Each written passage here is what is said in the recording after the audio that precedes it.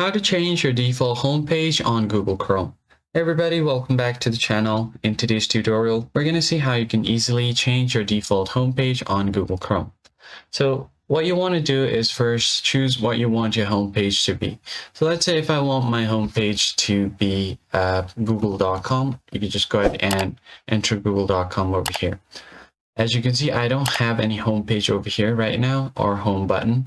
So what you're going to have to do is tap on the three dots at the top right, scroll down and go over to your settings.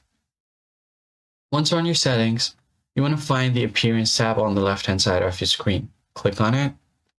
Then from here, you want to scroll down until you find your default homepage. So here on the appearance tab, and right here, you'll find the show home button option. You first want to enable this.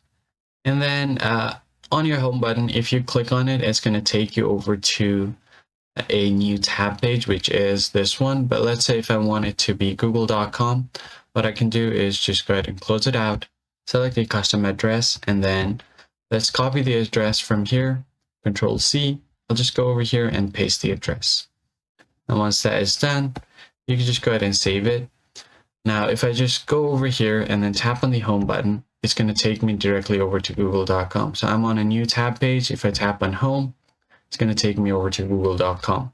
Now, this is totally customizable. You can enter any website you want to be your home page. Now, once that is done, there's one more thing you can do. Click on startup on the left hand side. Now, it must be selected on open the new tab page by default, or you might have selected continue where you left off. But what you want to do is open a specific page or set of pages, select this option, and then add a new page. Now paste the same URL, tap on add. So whenever you open Google Chrome, let me just close it and then reopen it again. It's going to be on google.com by default. And that's basically it. If you found the tutorial helpful, hit the like button down below, subscribe to the channel, and I'll catch you guys in the next one.